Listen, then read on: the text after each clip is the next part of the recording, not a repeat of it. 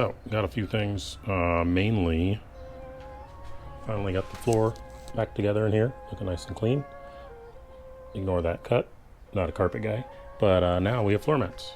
So let's open this up and see what we got.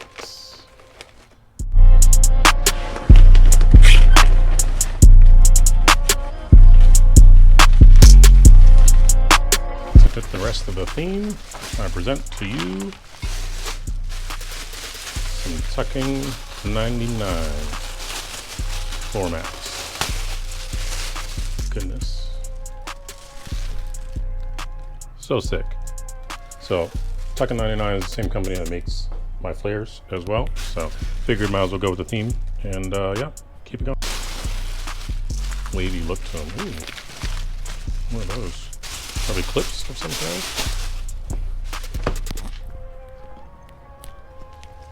So sick. Move this around. So sick. So just basic, just with Tuckin99, and it kind of shines a little bit, so I like the color of it. So let's get these thrown in there, shall we? So kind of cool they give you this. It's pretty much just a piece you bend on the edge of the carpet, and then that way it sits in little holes and it doesn't go anywhere. So it's pretty sick. All right, they're in. Only problem, having door bars, and I'm not cutting these up, so I'm just gonna leave it as it is and keep it pushing. But yeah, they look good. I think I'm gonna prevent putting the bottom pieces on just because yeah, we'll see. I don't think it doesn't seem like it's gonna slide around a lot, but it could change while we're actually driving. Go to the passenger side real quick. Just the side with the fire extinguisher. So I had to take the fire extinguisher out, and I don't know if anybody else has the same thing as me, but it is great because it's really quick. It's easy just to pull this pin and be able to rotate this out and pull it out. Used it a couple times before. Saw it off Instagram. Don't remember the name, don't remember the brand, but something similar to that if you could ever find one. It just attaches to the seat sliding bracket arm. So just FYI. But yeah, passenger side in. You can't even see the Tuckin99 unfortunately, but looks good. Looks good. So this is the 3-inch all the way down through and through for all of these, and this is the 3-inch V-band. Fits pretty well. So now we just need to measure up pretty much how far we need to cut, and then we will mark the line, cut it out, and go from there. I kind of have a template because I have the old one still here, but otherwise, yeah, it should be pretty much a straight shot almost across, which will be nice because that's all that was. So we'll do it again.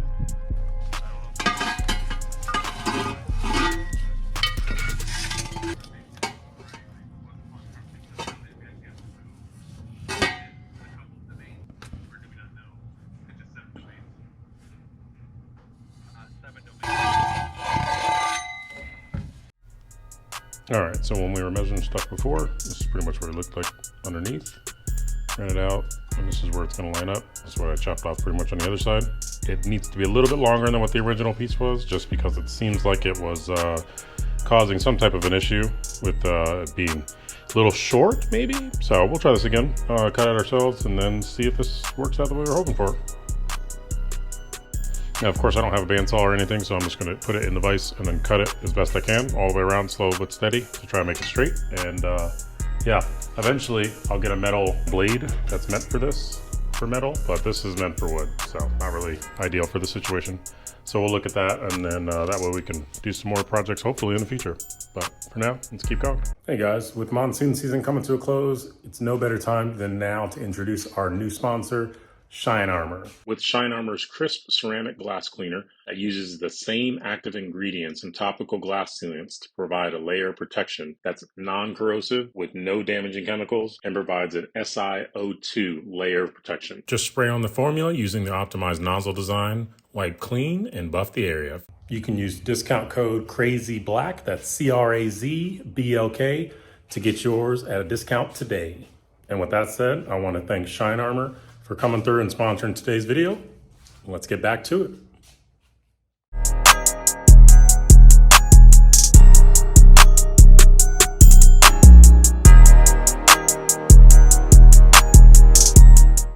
All right, so not bad, not bad. It's definitely not a straight line, but when you don't have a bandsaw, it makes it a little difficult. So now we just need to clean that up. and then we'll be set to throw these bad boys on. Honestly, we can throw it on this side already, so we may do that just as a test to make sure this works well, and then we'll clean up this back side. I need to get something to clean this up easily with.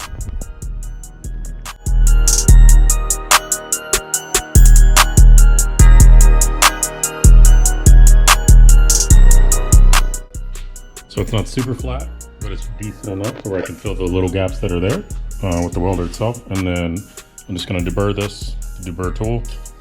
Basically just put it on the rim and then just grind it around.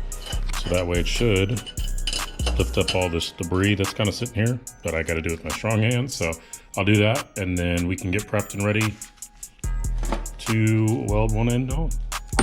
Make sure we're all lined up and have the right, I guess, distance. Otherwise we can cut more pipe and go from there, but I definitely want to get something that's going to make this a lot easier going forward. So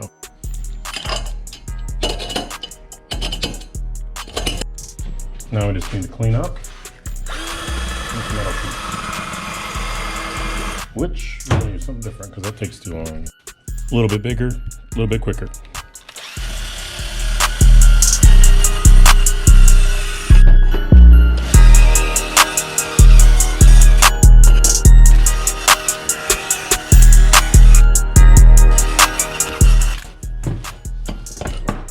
Sweet. Nice and prepped, or cleaned up, at least on the outside.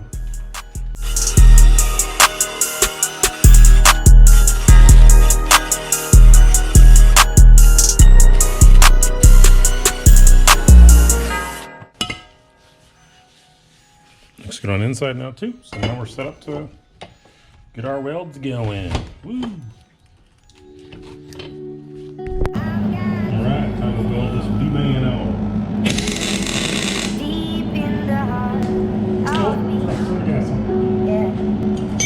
Skyz, you're bad.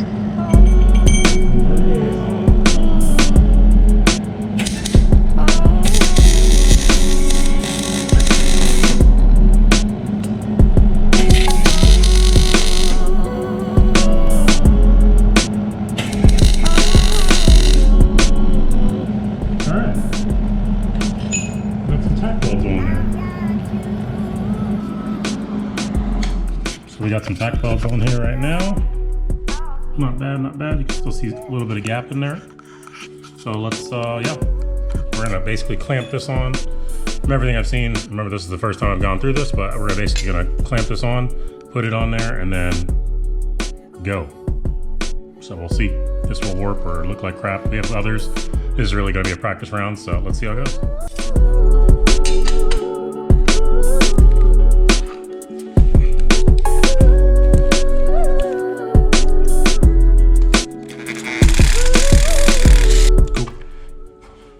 Get on it.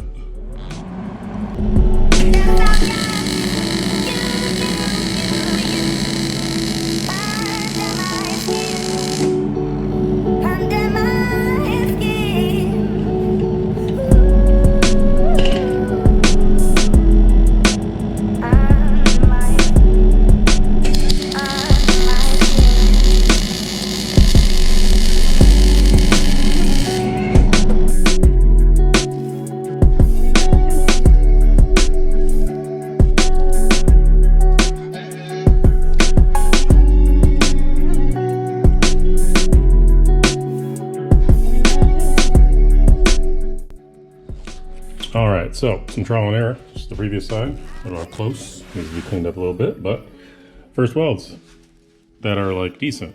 Not decent, but you get what I'm saying. So, but yeah, here's the other side. This must be why fabricators cost so much, because there's so many little doodads and nuances you have to go through. But yeah, this is the lineup. It needs to be at a super weird angle because the other one is at an angle. So maybe one day I'll cut that off and just make it all the way straight. But for now, this needs to be further back like this, more at an angle like that. So that's gonna leave us a gap back here, which is obviously a problem. So we're just gonna trim this up so it'll be flat all the way through, up until here, and then, yeah, we should be good to put it back on and try it again.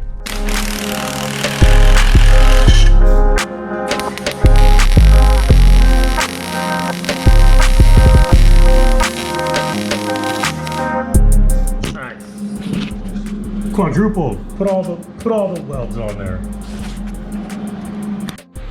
All right, so can't really see the welds too well. Let me move this out of the way. They are bunched up, and I'm gonna grind some of that down, but I think I just can't see primarily, and I think that answers that with all this dust that's on here. So I'll clean all of that up for next time. But yeah, first experience, not bad. It's staying together regardless of the boogered aspect of it, but over time we'll get better. That's the goal, right? So throw this on, see what we got. All right, so we got from the downpipe up to the V-band that we welded on, nice and closed. And then we have this piece that we cut, welded on, another V-band back to this piece, and they're back on there. So you see this angle that is up to keep it above and up at the end of the day. So maybe one day I'll replace that back piece and just make it straight and really tucked up high. But as of now, we're doing good. So happy with that. On to the next thing, shall we? Last thing we need to do now is just to adjust the fuel pressure, and then we can fire it up and make sure there's no exhaust leaks at the end of the day. So super excited, super close, almost there. So we got a bunch of little things left to do, but otherwise that's gonna wrap it up for this. So next time we'll start it up, try and drive it, and go from there. Peace.